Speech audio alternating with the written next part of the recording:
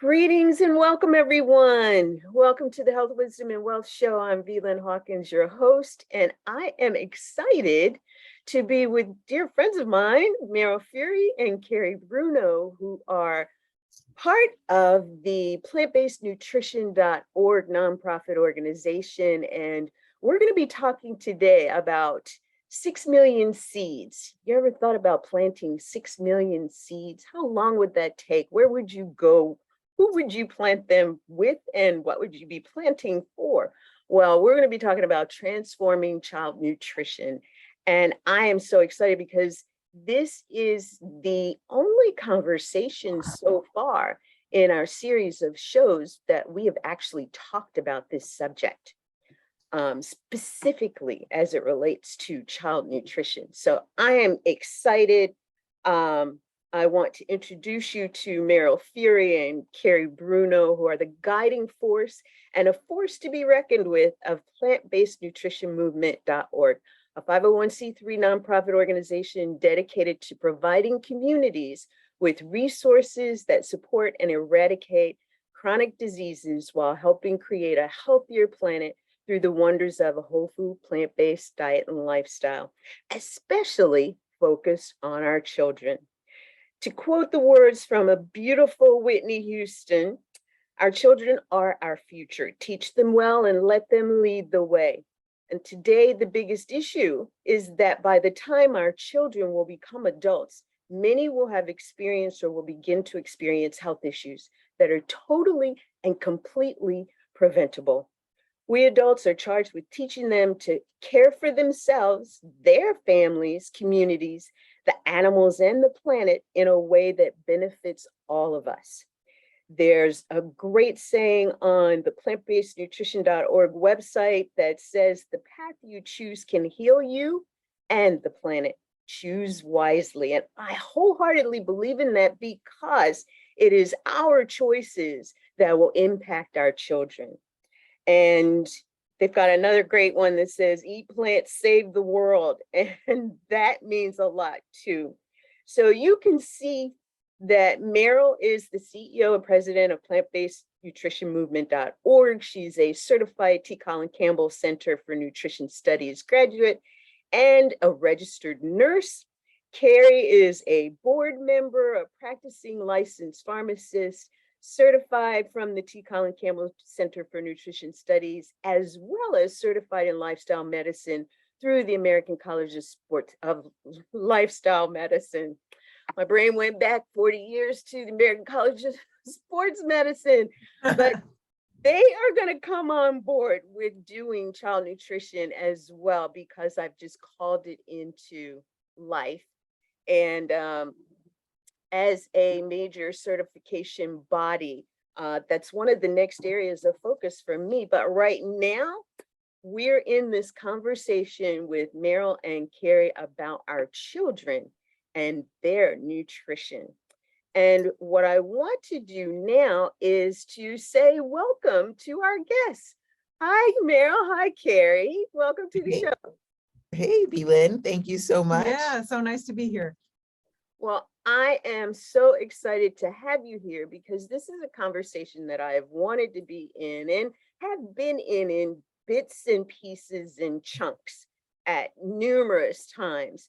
But to be specifically focused on our children, it's a conversation that is long overdue.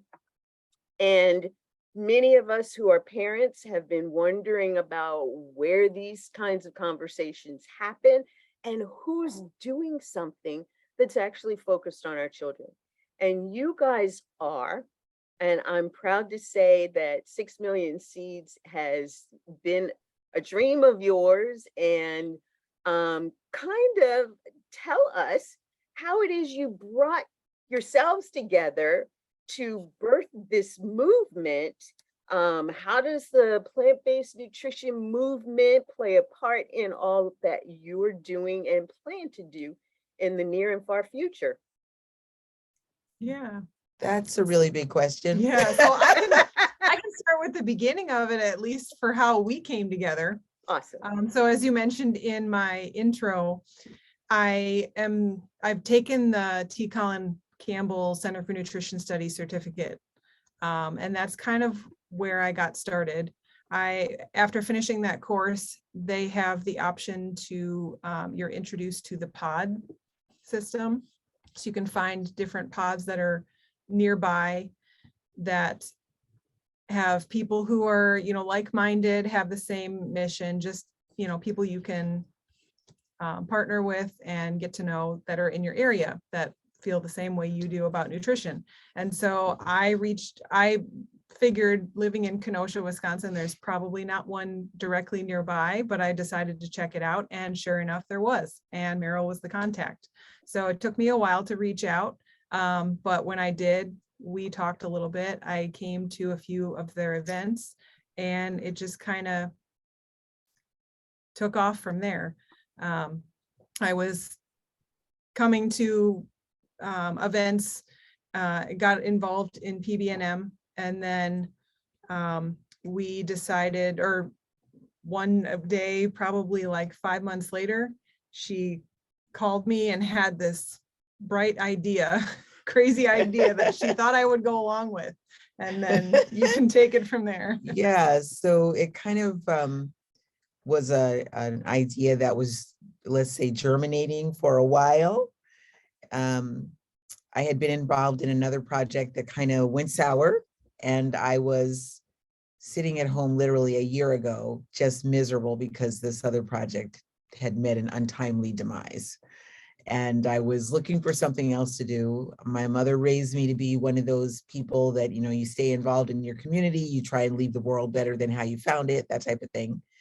And given that I have my master's in nursing, and the master's is actually in nursing leadership, it's like I have this drive to try and make the world a better place. And I feel like I have something to contribute. So one day I was kind of hanging around my backyard, feeling bad about this project that ended abruptly. And I kind of threw my hands up in the air and I just said, okay, tell me what you want me to do. There's got to be something that I can do. Right. And about maybe 12 hours later, I had this bright idea that was, okay, go work with children, go do something for kids. They are our most vulnerable population. They're woefully underserved, and it doesn't matter their background, their color, their religion, their parents' economic status, whether or not the parents are highly educated or whether or not they're married, what zip code they live in, it doesn't matter. Children are just our most vulnerable population. You need to go work with that. So that started it. And that's where I sent Carrie a text and I said, how about I have a like really terrible idea. How about you come find out about it? And she was, a willing participant. And that's kind of where 6 Million Seeds took off. We worked with it and kind of, played with the name a little bit. What is it we're actually trying to create here? And it really is all about child nutrition and trying to get the information to people who have a connection and influence on what children eat in all kinds of settings, get them to understand the absolute value and importance of feeding our children real human food and not processed stuff and not excessive. I don't want to say children should be vegans. I don't want to put that out there in the world. Like, that's not what we're saying. We do need to say, we do want to say that children need to be fed healthy food and a lot of fruits and vegetables and more whole grains and nuts and seeds as far as possible. That's what children need to be eating. So that's kind of how it started, and it's grown fairly quickly since then. That is amazing. To know that you had the seed of an idea, that coming together, it got nurtured and watered and, good soil and all that. And now you are actually preparing to launch something that we'll be telling the audience more about shortly. But tell me a little bit about, knowing that this was divinely implanted, the idea here. What are some of the real challenges that you see that our children are facing today? Something even more concrete than what I alluded to about, they're apt to grow up to be sick adults. What are they dealing with now that I want to say is totally preventable, because most of our chronic diseases are foodborne diseases. So Yes. tell us a little bit about what you see and what you know is probably the next step in addressing the issue of child nutrition. Well, do you want to address that or You should I? can start. Okay. So can I ask you a question though, Velin?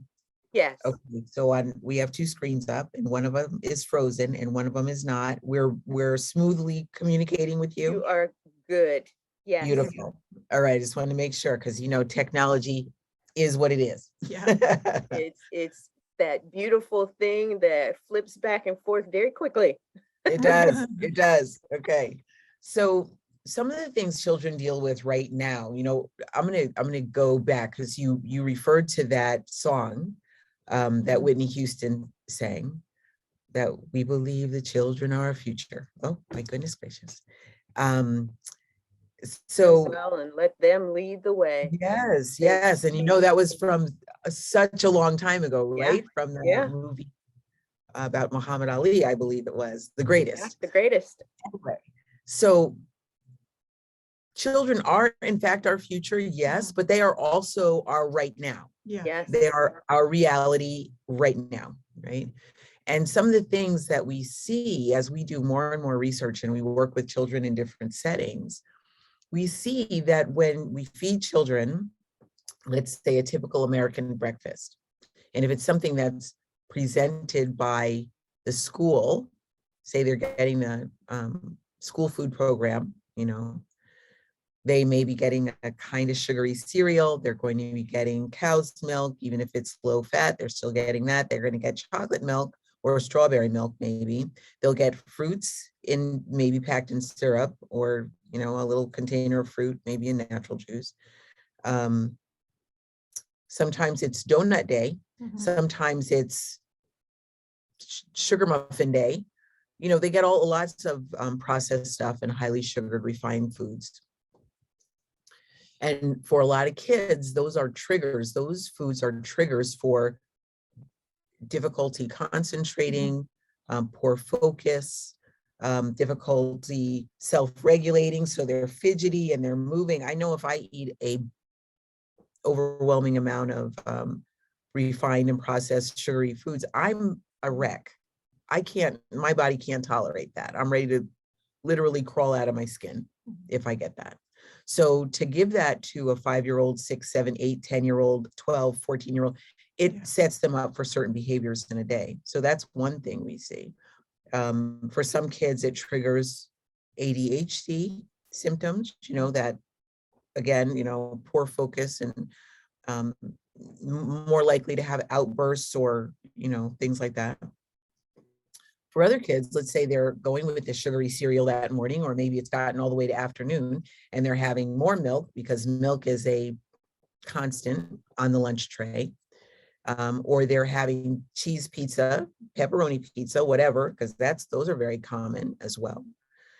It sets a lot of children up for GI disturbances. I want to say problems, but disturbances, right? So you've got gas and you got bloating and maybe you got to run to the bathroom and then you're missing on your lessons because you're jumping up to go to the bathroom on and off. So those are the kinds of things we see right now. We also see difficulty with children. So I find this just fascinating, that the food we eat provides the building blocks for our brains to create the neurotransmitters that it needs to send messages back and forth, to understand our environment, to decode certain types of issues and problems. What do we see of what's going on, right? How do we process things, right? Our neurotransmitters are really important for that. But if we're eating food that's highly processed or really sugary or got lots of dyes or other chemicals, they also connect this. Now, this is research that's been done, and Carrie could tell you more about this part. But if if the children are not eating food that gives them just the basics to create the building blocks so that they can create the neurotransmitters they need, that leads them to they're making basically counterfeit neurotransmitters that don't function in the brain the way they're supposed to. Yeah. And that leaves the child at a disadvantage. Yeah, and instead of eating the foods that would lead to the building blocks of those positive neurotransmitters, we're putting them on medications that try and prevent the reuptake of the neurotransmitters that they want more of. And so it's like, well, instead of putting them on medications or to augment the medications, let's feed them healthy food that gives them the positive neurotransmitters instead of the negative ones that are overwhelming. So it would make a difference. Yeah. It Yeah. does make a difference, and the science is clear, and that's part of it too.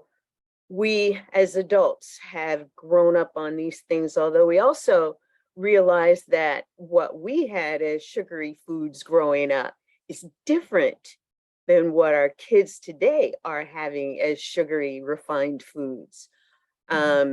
You know, thinking about it, while it was still bad then, it wasn't as bad as it is today, because there's a lot less of the nutrition that they may have had 20, 30 years ago for kids in school than that's happening today. And a lot of that is economically based, but it's impacting our children in such a way that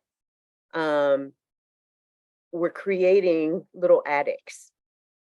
And I know Yes. that is harsh to say, that's harsh to hear, but sometimes the truth is hard to hear. And I am certain that no parent enters into parenthood thinking that they want to create little teeny addicts. No. But, and while I want to say it's not their fault, there comes a time when everyone needs to take responsibility for themselves. And if we as parents don't take responsibility for our parental duties, our kids are going to learn what we teach them and are learning it.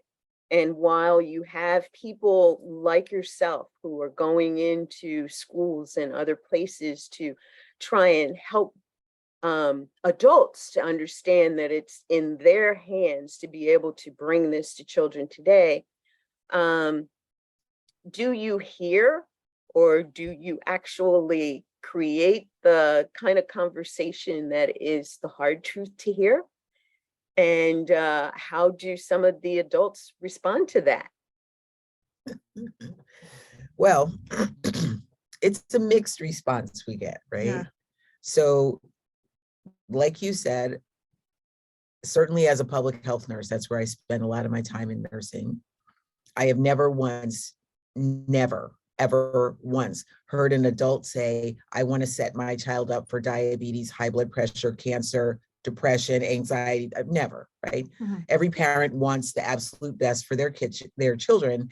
And that can be subjective. Whatever's best is a subjective measure, right?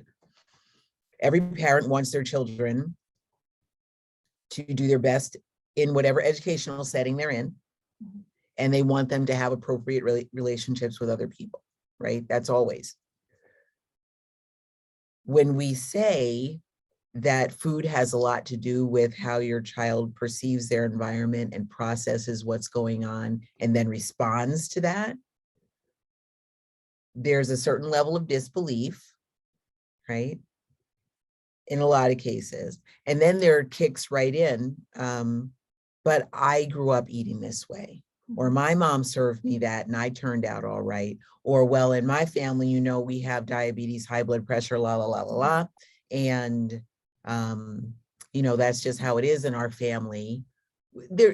So a lot of people I think like I said, I've never met one parent who said, I don't care about how my kid turns out. I've just never seen that. But at the same time, it's really hard for anybody to take full responsibility in the best way, not like shame or blame, but just being responsible for what happens over mealtime. Yeah, so you were talking before about looking at it in terms of being addicted. And one of our previous podcast guests had referred to it in that way as well. Like, you know, trying to clean up your diet and nutrition, you'd treat it the same way as maybe not having alcohol or drugs in the house. Like most parents know that those are things that they don't want their kids exposed to at young ages. So they don't, for the most part, don't keep them in the house or keep them away from the kids. Well, if we looked at nutrition the same way, not having the foods in the house that are unhealthy, that you don't want your kids to have, part of that is the parents have to follow suit and model that behavior. But I don't think most parents think of it that way in terms of me and my kids are addicted to this type of food. And I think if more parents maybe saw it that way, it might change their perspective on how they view what they're eating and what they're feeding their kids. You know, I'll add to that too, that anybody watching any kind of a media broadcast show, you're on YouTube, you're on, it could be video games, you're driving down the street, there's billboards, all of the different type of media sources that we have, electronic and paper and spoken, all of it. At some point, I'm going to say within 10 to 15 minutes, you're going to get washed with an advertisement for some sort of nutrient poor, high calorie, high sugar, salt, and oil food. You're going to get hit with that. And kids are marketed to extensively. Mm-hmm. So any amount of time that they spend, even on video games, it's on video games, or watching any kind of a show, they're going to get hit with that. It's going to, I think I read a statistic just the other day that for food companies marketing to children and teens, the spend is about $1.8 billion a year. That's a lot. And kids are so wide open. They don't have the filters that adults have. So it all just goes in as, yes, drive-through, yes, sugar, yes, candy, yes, soda, yes, yes, yes, right? It's all, there's no, they don't have the limiting capacity for that. And once the child gets hit with those ads, they say it takes maybe 9 times exposure to an ad before the child starts pestering the parent for that particular item. And everybody knows the strength of a 6-year-old pestering a parent for something is massive. Yeah. Nobody can stand up against a 6-year-old who is intent on getting whatever the heck it is they want. That's hard to do. Tell you what, there's a lot of negotiating at that point in time, and that's only if you've taught the child how to negotiate. And man, do they learn to be great negotiators. I was fortunate enough, yet sometimes I thought made the mistake of teaching my kids how to negotiate to get their point and their way. But I still had to say, look, I'm the parent. I'm looking out for your best interest, and it's my responsibility. If something happens, everybody, including myself, then we're going to be looking at me. And I take responsibility for that. But now I want you to know that you have a voice, which back when I was growing up, that was tough. Yes. We didn't always have a say. I know. Look, ooh, whoa. I was an adult before I figured out, oh, I could have a voice. Yeah. Which again is one of the reasons why I taught my kids they have a voice. There's just a way to express and a way to get your point across. And I think that that is such a reciprocal conversational opportunity with a child, a 6-year-old, a 4-year-old. There's so many smart 3-year-olds today. Yes. Yeah. Yes. And they can rationalize this stuff, and teaching them to ask the better questions. well, ask, is this healthy for me? You don't want to put something that's going to be poison in you, and let them process that. Is this healthy for me? Well, Mhm. I'm not too sure I care if it's healthy. It tastes good. Well, then there's an explanation about why it might taste good. And just because it tastes good doesn't mean that it is good. Mm. And, I think that the way that society has grown, that our culture has grown to, like you were talking about, being inundated with the messages about the foods that basically are, and I'm just going to call them unhealthy. You said nutrient poor. That means unhealthy. And if I knew then what I know now, I would have been eating better. I would have been talking about eating better with my friends and peers. I would have been the example. And I think that we as an adults, especially those in a position to create these kinds of changes, really do have to understand it for ourselves first. And Yes. then Yes. we can enact change. Who are some of the adults that you see have this opportunity to help create this kind of change? Well, I think any adult that has exposure to kids, I would say parents for sure, but also any other caregivers, grandparents, aunts, uncles, educators, whatever capacity that might mean, teachers, and then healthcare professionals. They have a say too, because I'm sure parents look to their healthcare providers for nutrition advice. And unfortunately, a lot of healthcare providers don't get much in terms of learning about nutrition. So when they recommend something, I think parents are willing to try it and trust their opinion. But when the healthcare providers aren't taught about nutrition, it makes it difficult. Yeah, I would agree with that. Beyond that, one more layer would be legislators. Yes. We have a whole section of our federal government and in every state government as well, I believe, where there's a group of people who are making decisions about what children eat, certainly at the USDA level. That they're the ones who come up with the food pyramid, now called, My Plate. It's a different shape, but those kinds of decisions are what affect every school food program, every WIC, every government food program, SNAP, all of it. That's what dictates what happens in those programs. And if the federal government at the USDA, now we like to believe that our federal government has our best interest at heart, right? They're the ones who are dictating what we should be eating so that we stay healthy and strong. And certainly for our most vulnerable populations, right? So school kids and the senior citizens centers that are receiving governmental dollars, prisons for that matter as well, right? They're dictating that. Well, if a child is sort of being encouraged to eat refined stuff and it's coming from the federal government, well, that must mean it's okay, I think, right? Sort of. But Supposed to be. yeah, not really, Yeah. not actually. Yeah. So that's kind of who our target groups are.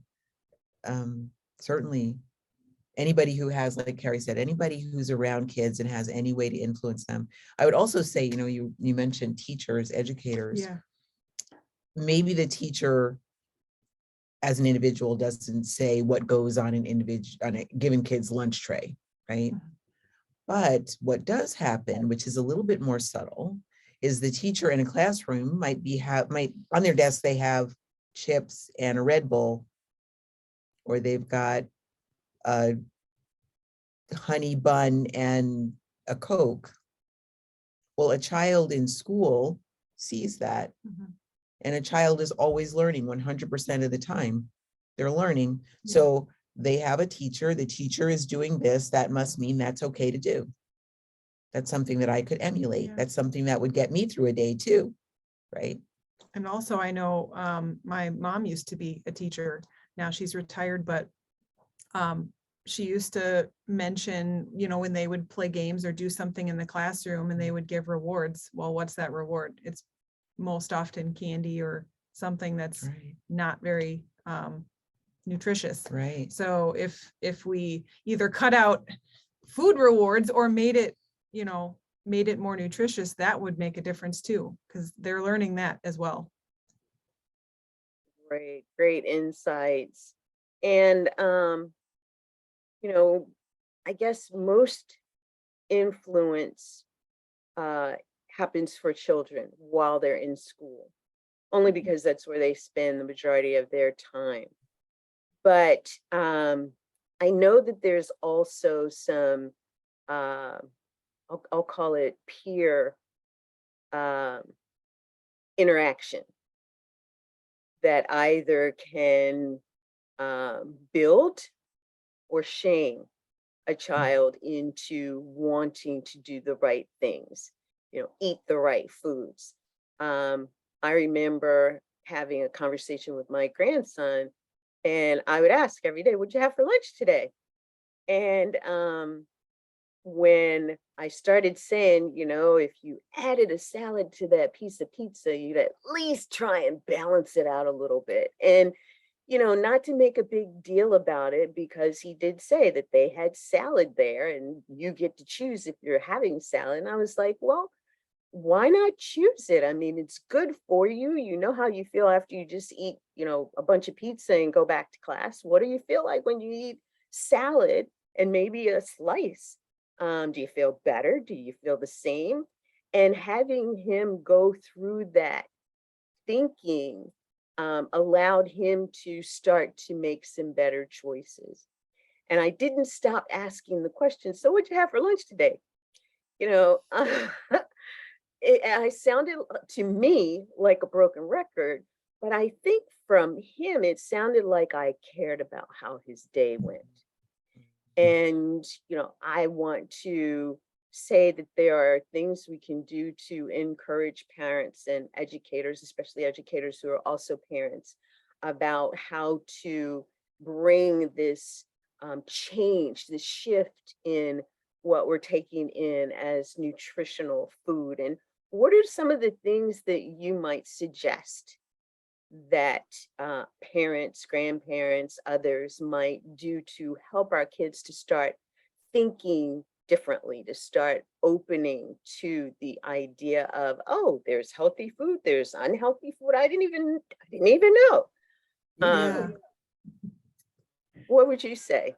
You know, one thing that is, I think, really helpful and almost critical is to, as young as possible, and if you already have teenagers, okay, start getting them in the kitchen. Mhm. Take them to the grocery store when you can, for sure.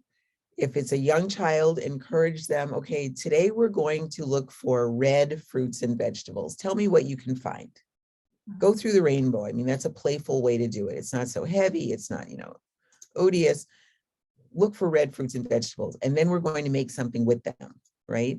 And then you get the child home and you make a fruit salad, or you make whatever you make, tomato sauce, you make whatever you make, right? I think that's one thing that's super helpful. I think research shows that when the children are involved in the picking out of the vegetables and the preparation of the food, they are way more likely to want to eat it. Mhm. And then once they're eating it, you can have those conversations. Did you know that red fruits and vegetables have lots of vitamin C, and we need that to stay healthy for colds and flu season, however, you know, Yeah. there's all kinds of paths you can go down. Yeah. Have any thoughts? Yeah, so I would kind of say, add on to what you were saying earlier about maybe start having conversations with them about what they're eating and ask them how it makes them feel. I don't think, you know, when I was a kid, that was not a consideration for me, but maybe starting to ask them some of those questions, like, how does this make you feel? Okay, well, if you ate more fruits and vegetables, or you took this out, added this in, does that change anything? Do you feel better? Do you feel the same? And maybe asking them to give you critiques on recipes that you try. How does this taste? Would you add something else to it, or would you change it in any way? It gives them a different way to look at the food that they're eating, and maybe to make it a little bit healthier, or to make some changes. Yeah. I'll give you another one too. We could talk about this all day, Velan. This is what we, Yeah. this is like a 8-hour conversation for us.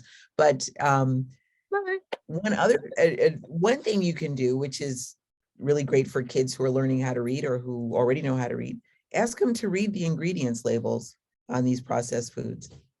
What's the first ingredient? Learn a little bit about how to read labels and share that with the children, So to know that the first ingredient in the ingredient list is the one that it's the highest, it's the largest amount, the biggest quantity of that.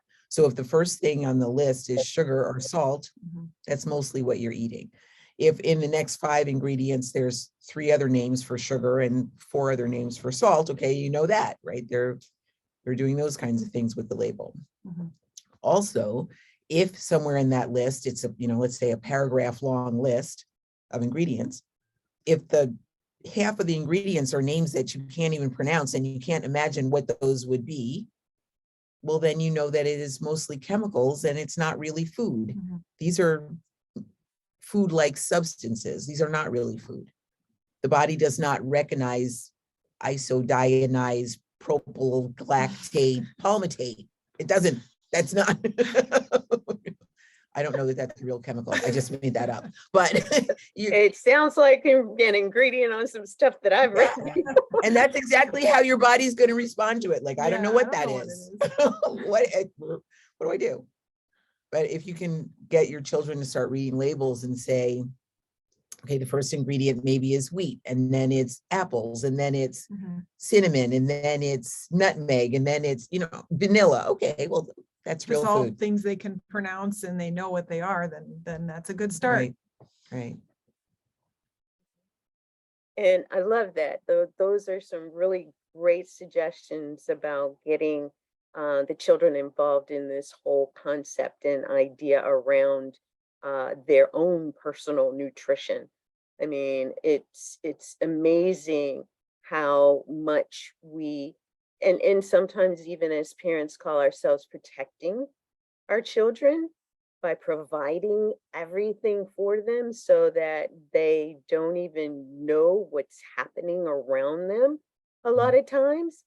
And, we talked about the addictive types of foods, and, parents don't even realize that some of these foods are addictive. So give us a short list, long list of some of the foods that, we talked about sugar. We know sugar is addictive, but why? What is it about sugar? Is it that it's refined? Is it that it has some chemical process as it's happening in the body? And, if it does stuff for adults, and does it have the same impact on children, or is it exponentially more because they're little bodies compared to adult bodies? I've gone through a lot there. So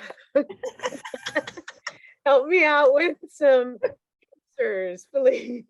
Yeah, some things that are addictive. Good. Yeah, so I guess I would say the sugar and also salt. I feel like they kind of go hand in hand, because a lot of foods either have sugar and or salt and or fat kind of intermixed.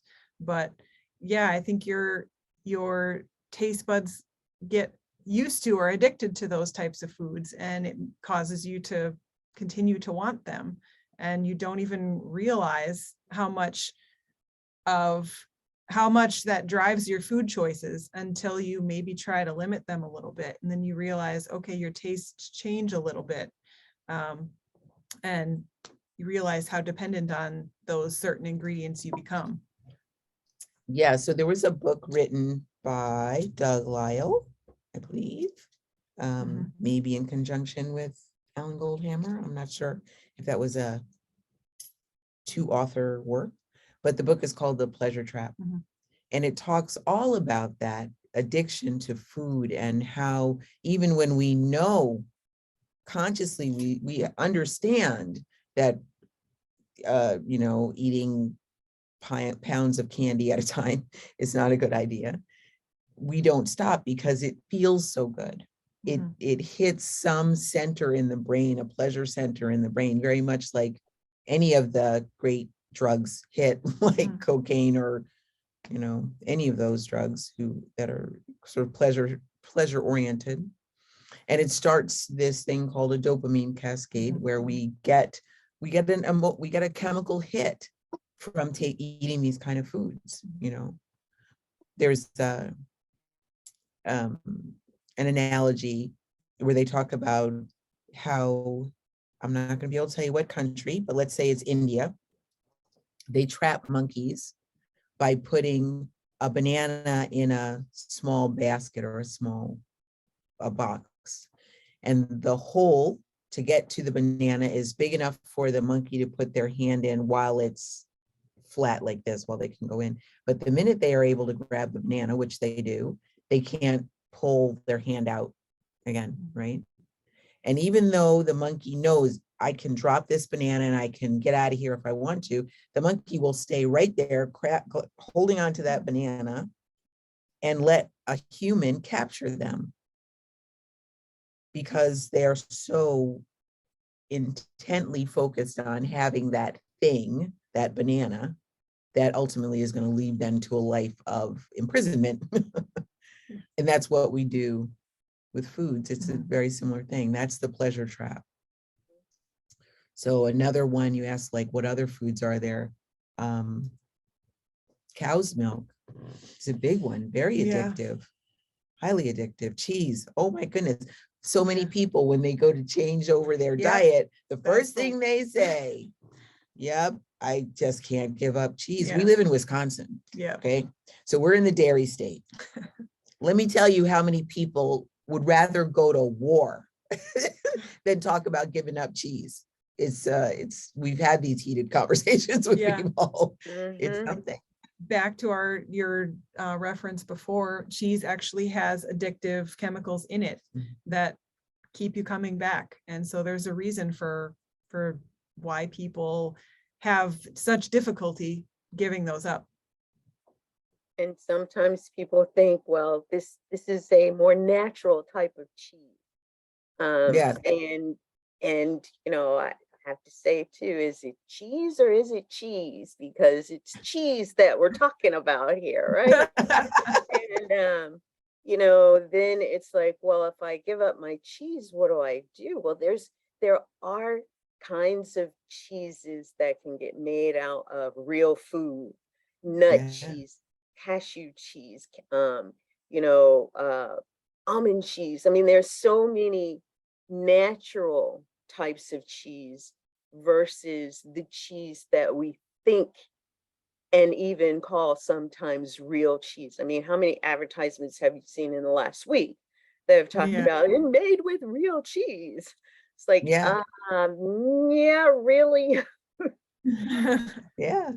But of course, that's part of our government's mechanism. That's part of the USDA's function, is to keep those kind of products in front of the public, and so that we can keep consuming them and we can keep farmers in business. And that's a whole world all to itself. And let's just go down that rabbit hole for a minute, because it keeps some farmers in business, but it just so happens to be the farmers that are farming things that are polluting the atmosphere, that are really polluting communities, communities that are near, or dairy farms that are created within communities are destroying communities. They're destroying the soil and the impact with the gases in the atmosphere. It's tremendous. And I think about the children who are growing up in those environments. And quite honestly, we have heard about the lawsuits against chemical companies who have been, dumping hazardous chemicals in streams and rivers that have polluted towns and made entire towns ill.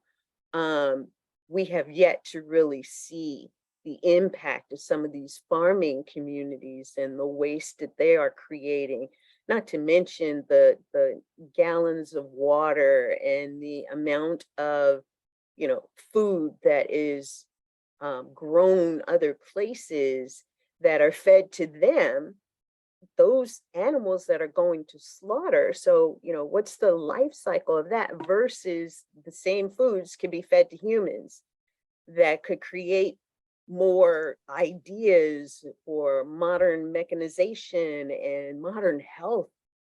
And,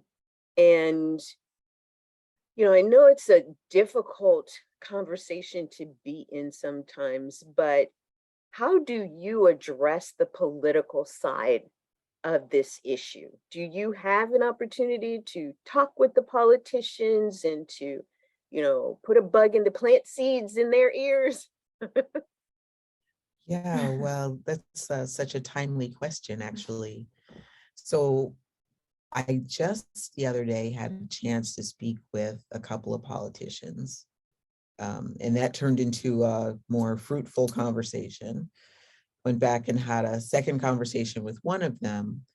And I'm not going to name any names because I don't want to put any pressure on them to, do anything, right? So I'll just leave it at they're anonymous at this point. But we are in conversation with them now about what could we do, even if we started just in one school in a local school district. What could we do differently so that kids are not required, or they only have this one option for lunch, which is pepperoni pizza, right? And chocolate milk or whatever that is, right? So I guess the short answer to your question is we are beginning to have chances to speak with legislators. And the good news is that here locally, like I said, we're in Wisconsin, but we're really only like 15 minutes south and we'd be in Illinois. So we're very close to the border.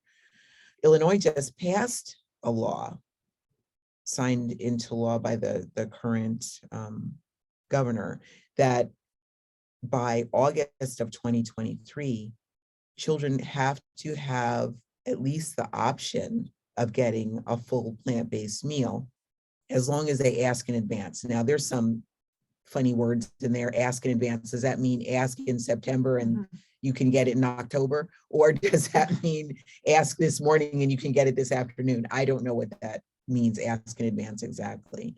But with that as their mandate, they have to do something to provide plant-based foods for these children. So that's kind of the angle we're heading toward, is how can we help you make that happen so that it's not painful and you have recipes you can go from, you have resources you can use, and your children and your families know that they have these options available. Yeah. Progress, even Yes. tiny steps, progress. Yes. Wow. Wow. Well, let's talk for a moment about schools. And I want to talk in particular about school administration and school administrators and the adults who were asking for these considerations as far as plant-based meals for our children. What is it that we can do for these administrators to help them to understand personally, as well as, understand, get educated personally, as well as, bringing the parent body together? I know since COVID, PTA is still like rocky. And honestly, from my days of PTA and even PTA with my grandson, PTA has always been this rocky space. Not all parents have the ability to take off work, or sports programs eliminate them from being a part of PTA meetings, even just the monthly meetings, or however often they have them. What can we do to support administrators to get educated in this realm and pass it on to teachers and parents from that direction. Do you have any thoughts? I think maybe coming at it from their perspective or seeing where they are, it can be difficult for teachers and administrators to incorporate teaching kids about healthier foods in school. Lately they're overwhelmed with so many things. Adding that to their curriculum or trying to have them teach that to kids or kind of revamp what their lesson plans are like can be very difficult and challenging, especially when they don't have that information themselves. So we have been trying to work with kids in schools in pretty much any setting that we can, and try and make it easier for the teachers and educators to be able to bring up this topic and incorporate it into what they do on a daily basis, so that it's not as overwhelming for them to present this information to the kids that they work with. Yeah, I would say too, from the administrator point of view, just like Carrie was saying, the last 2 years with COVID and all of that has just put so much pressure on all of the administrators, the educator staff, all of them, everybody, ridiculous amounts of pressure, chaos, right? Kids are in school this week, out of school next week, just madness. So to get into the administrators' world and understand what is it you're dealing with, what is it that's going on, how can we best support what you're trying to accomplish here with these children. Again, I don't think I've ever met a teacher or an administrator who says, I really don't care about these kids, right? I don't care if they eat, I don't care if they learn, I don't care if, what we do care about is that they accomplish these standardized tests. They better do that, right? I've never met anybody who said that.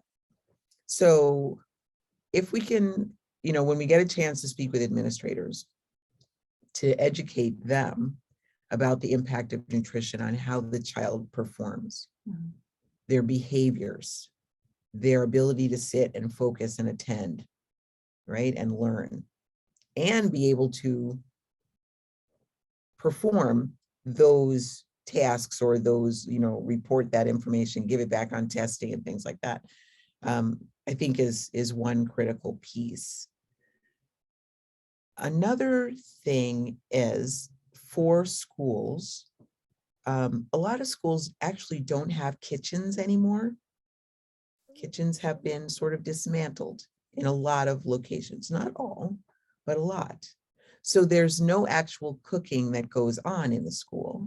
What comes in is there's a company, usually a large multinational company, that comes in with prepackaged, prepared stuff. And that's what's maybe heated up in a microwave or maybe not, and given to these kids to eat.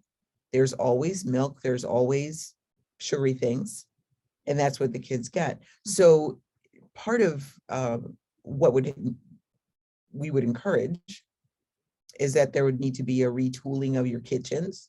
Maybe you have a kitchen, but your cooking staff doesn't know how to cook, because what they're getting is large cans of things and they're dumping them in and heating them.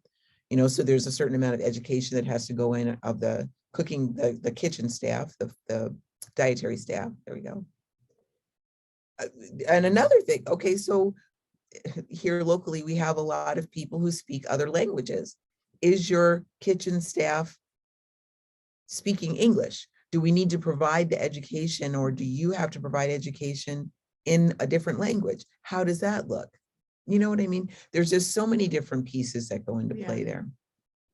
Honestly, with our project, even though we are totally open and willing and eager to go into school settings, that is a large, leggy animal to try and wrestle to the ground.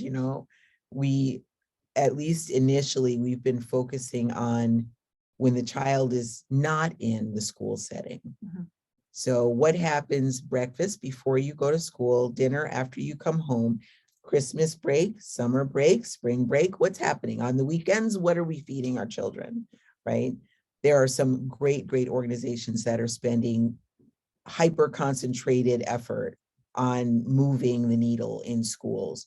And with 6 million seeds, we are really trying to do what we can outside of the school campus and outside of the school structure.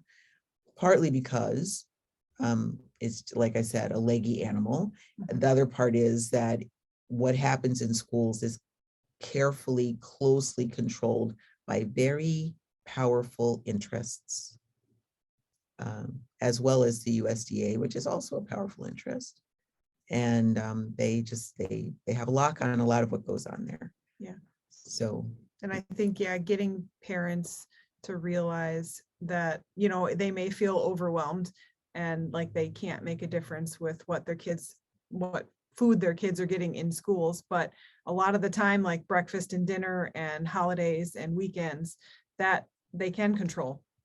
So maybe getting them to realize they can start somewhere and make changes. That is awesome. And what a great segue to my next question, which is, what is 6 million seeds all about? Tell us about it. Tell us what the vision for it is. Tell us what you need to make it the strongest effort that it can be. And just let us hear it. Okay, I'm gonna let you start. Okay. All right. So 6 million seeds. It's a multifaceted project. We've got the first part is working in school environments, youth groups, any organization that we can, you know, get directly working with kids to teach them and educate them on the benefits of eating healthy food and getting them excited about it and helping, you know, prepare their own food. And then the second portion is the podcast that we do. 6 Million Seeds is the name, and trying to reach the, like we mentioned before, parents, caregivers, educators, healthcare providers, anyone in charge of how kids eat, and trying to get this information to them so that they can make some positive changes with the kids that are in their lives. And then the third portion is we are declaring starting next year, the next 10 years, the decade of child nutrition. So trying to get this message out and pretty much get anybody involved, and partner with other like-minded individuals and organizations to get this message out there. There, like I think she mentioned before, there are many other organizations and groups that are doing great things in this plant-based realm, and we want to highlight what each of those organizations are doing and come together and have a cohesive message to get this out. Yeah, the other thing is too that, so we'll take a lesson from COVID-19. It had its curses and it had a few blessings, right? And one of them was a lesson that we do in fact know how to get messages to people. We do know how to get people to change their behavior, right? People didn't think twice about coughing and not washing their hands, or not wearing a mask, or people didn't know anything about a vaccine for COVID-19 until it was available. And the way we got those messages out was by repeating the message over and over in so many different ways on every media platform available, right? You couldn't be in front of a computer or a television set for more than 5 minutes without getting that message on some level, some kind of way, right? About what to do for COVID-19. So by that standard and by that same token, we could get this message out to people who need to know, and that's anybody who's got a child within reach. That's who needs to know, right?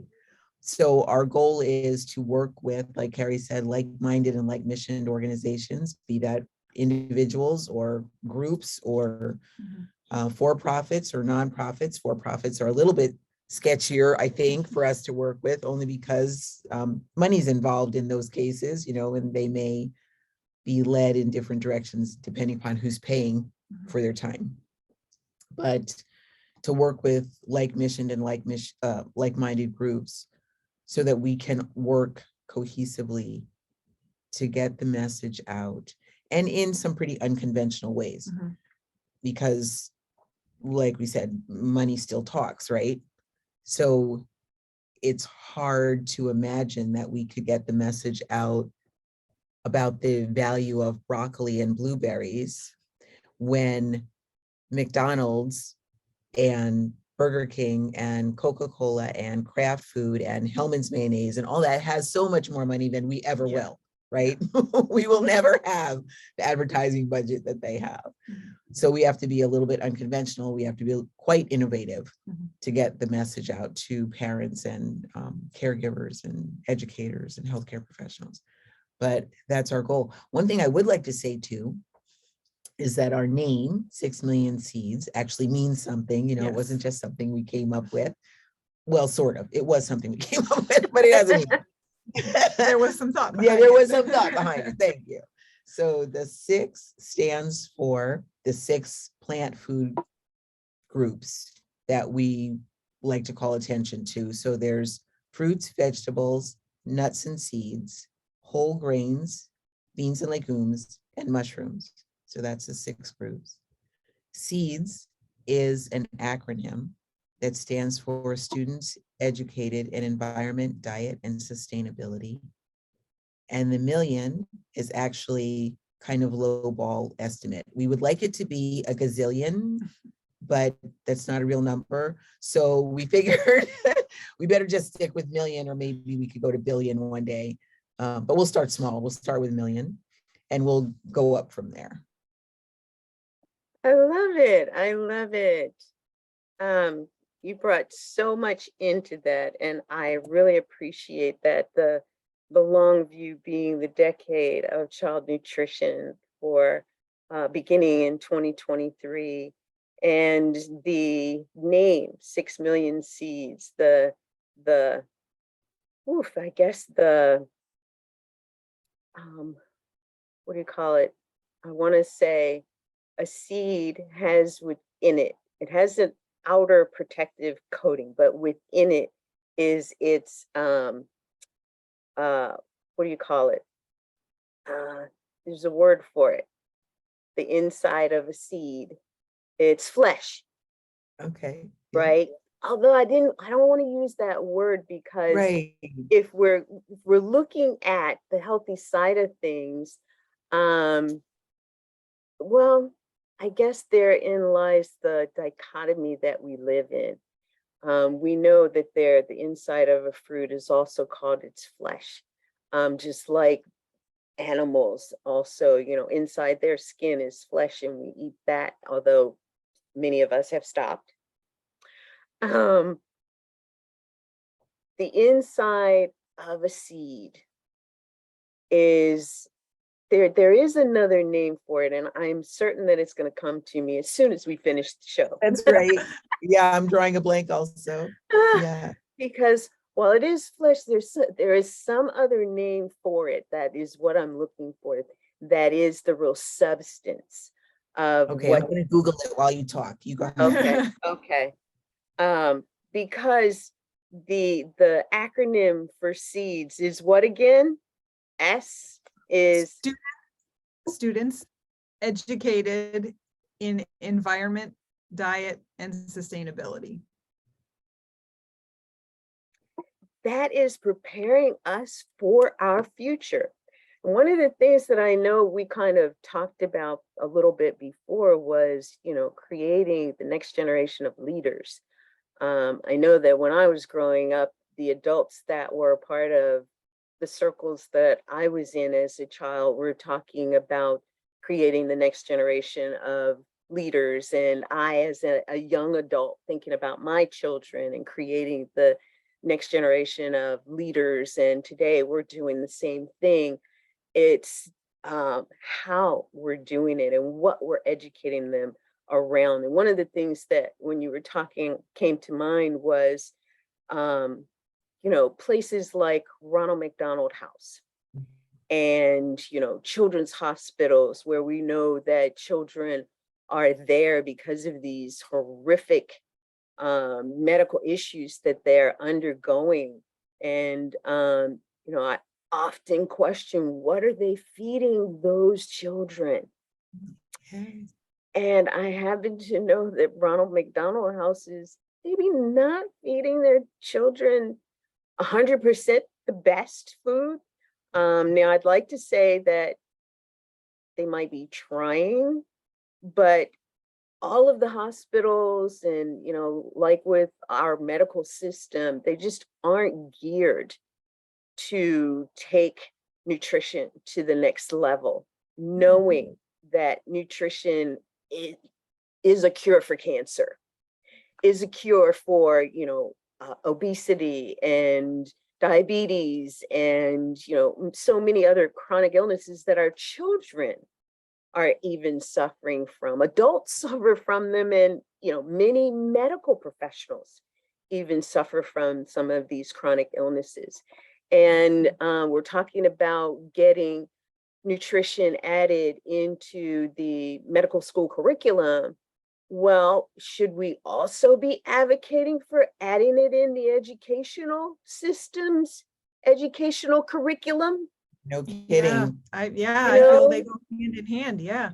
Yeah, yeah. If I they're was watching learning, go ahead. no, I was just gonna say, I was watching a video last night where they were saying that nutrition in general, not only is it not taught in medical schools, and I can testify, if you get a nutrition course in nursing and Or in in pharmacy pharmacy, school, yep. it's precious little. It's very focused about, you know, particular nutrients. It's Yeah. not about the world of nutrition and how we can use it for prevention of illness.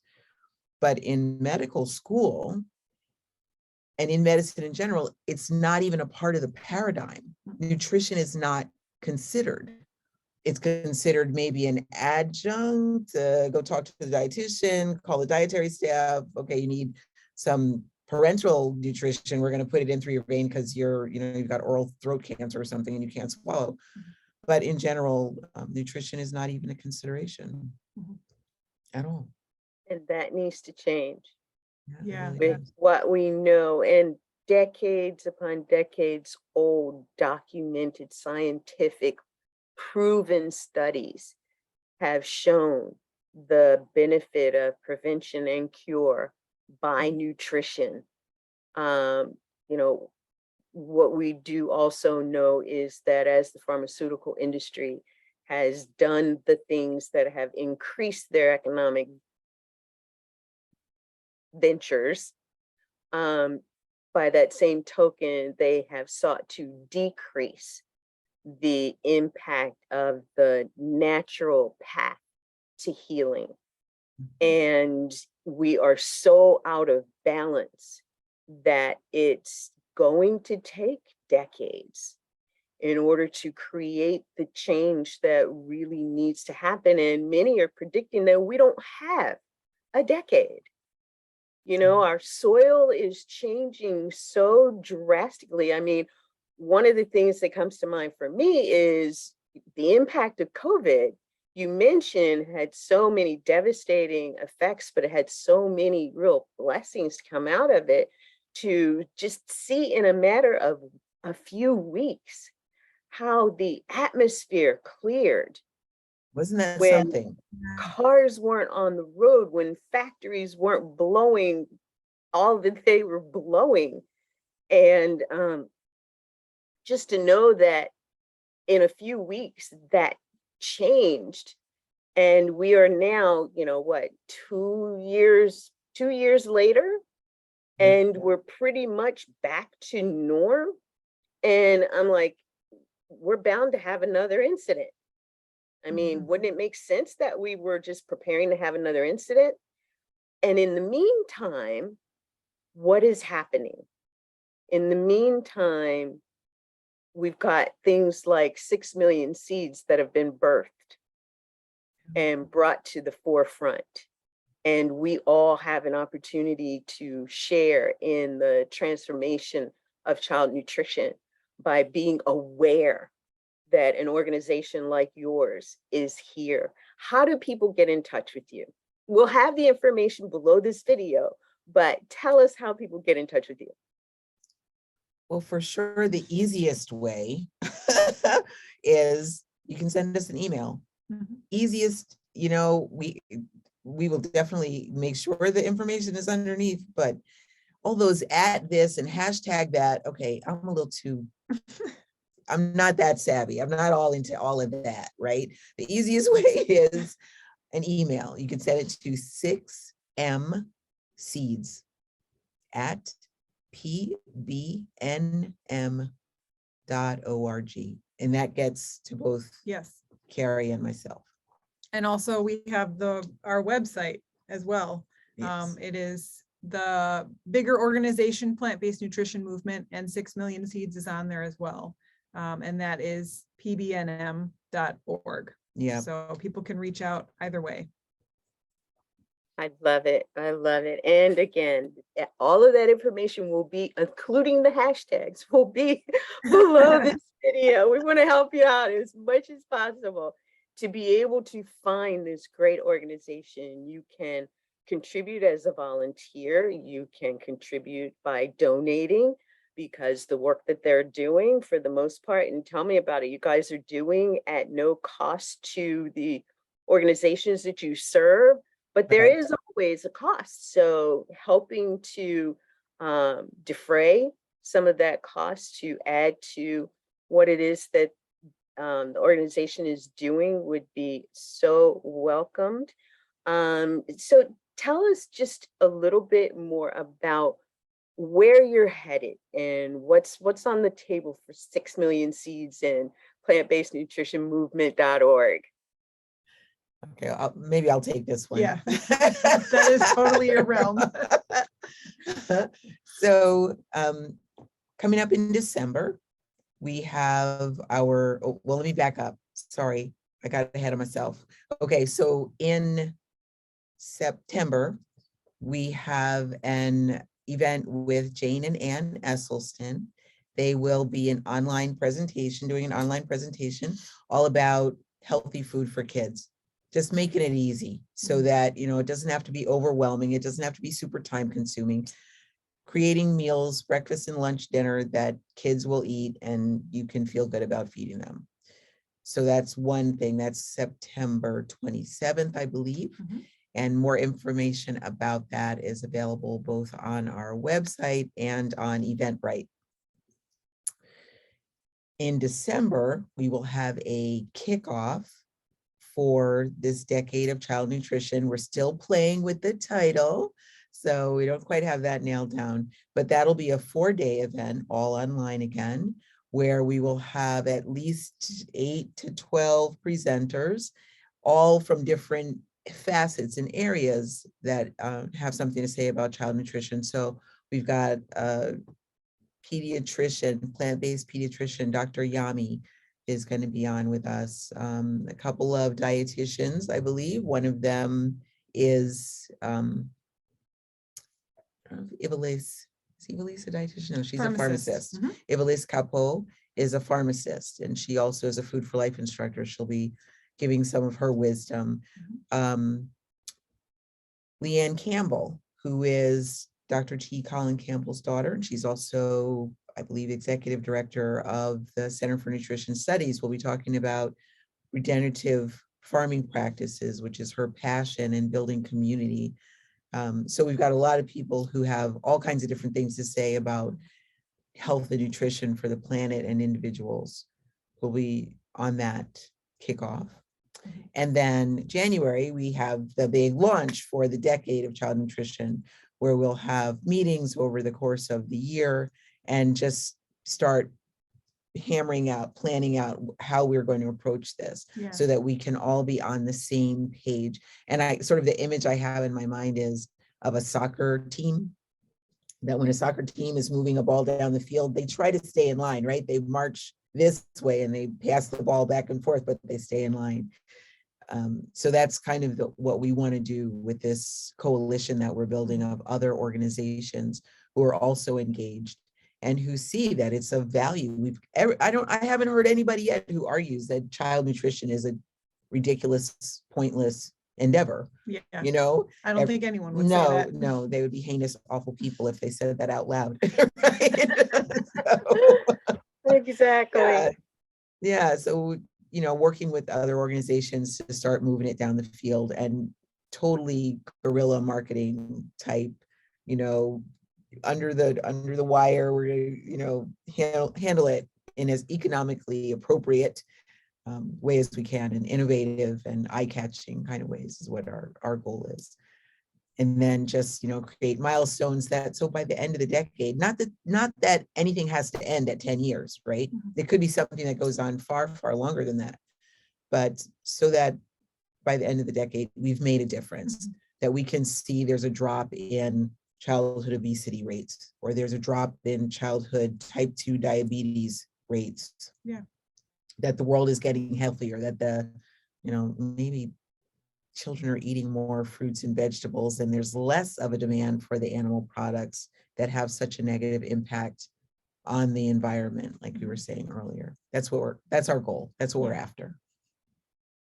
I love it. And it's an honorable goal. It's something that, and I loved how you mentioned about the coalition, really partnering with the organizations, and whether they're nonprofit or for-profit, there are those who really are part of this conversation who want to also see the benefits that can come about for our children, and just for people in general, because we have got to move the needle and see some changes occur, because we've been going down the wrong path. Those who have been less concerned with the overall health and well-being of the body of people called humans, and only out for, and you know, this may sound harsh, and I don't mean it to sound harsh, it's just the reality. They've not been for human population at large. And it's time that all of us look at humanity as being in need. And our children are a part of that humanity that have a direct and impactful need. And I'm so grateful that the two of you are leading the charge for the organization and this project to bring about and participate in the ripple effect of the change that is happening. And as we're wrapping up the conversation, is there one piece of advice, one thing that you want to share with our audience to kind of wrap things up and keep things moving forward? Please do share it now. Sure. So one thing that I would say is keep an open mind. Some people think that it may be hard to transition to a plant-based lifestyle, or just, you know, improve nutrition in general, but keep an open mind, educate yourself, learn what there is out there to learn, try and make small steps. But you know, if you just keep an open mind and take small steps, you can make big changes over time. So that would be what I would say. Yeah. And I guess I would say that's true for your children as well, right? Just because maybe your child's 5, 6, 7, 10, 16 years old, and maybe they haven't had experience of eating a lot of fruits and vegetables, or brown rice, or black beans, or they don't, you know, mushrooms are not their jam, you know, whatever the thing is. Small steps. Keep offering. It takes a child sometimes 15 times before they're willing to accept a new taste or a new texture, or something that isn't laden with sugar. You know, it takes a little while to make the conversion, and definitely include them in that conversion. You know, like I said, have the child pick out a recipe. Yeah. And say, okay, this is, you want to make this? Okay, it's oranges and licorice. Okay, we're gonna try it, and then go ahead and go for it. It's you know, make it fun, make it lighthearted. Don't, like there's just saying that says serious. doesn't have to be somber, keep your Mm, keep it lighthearted, keep it fun, and just test out new things. Every time you go to the grocery store, buy one new fruit or vegetable, Mhm. one new grain, one new bean, cook it, and don't buy a lot, just buy a little. You don't have to go crazy, don't buy a case of it, just buy one small amount and try cooking that and serving it and ask people for their input. What do you think? Should we ever buy this again? Okay, yeah, we can try it next time without the mushrooms or with more broccoli or instead of spaghetti. You know what I mean? Mhm. Yeah, play with it, I think. Yeah. And keep an open mind, like you said, for sure. awesome, ladies. That was just amazing. Thank you so much for your wisdom and your heart and the work that you have already started doing. And now launching 6 million seeds. I'm very proud to say that I know you, that we're becoming even better friends, and just looking so forward to all that is yet to come for the organization and the work that you're doing. And to our audience, thanks for hanging with us today. We've got some exciting things coming up in future sessions, including we're going to have these two back because I'm sure that by the time they get ready to do this September, December kickoff thing, you're going to hear more from them. So stay tuned and share this. You know, people who have kids, who influence those who influence children. Please do share this and turn on your notifications for the Health, Wisdom, and Wealth show so that you can see what upcoming shows are coming.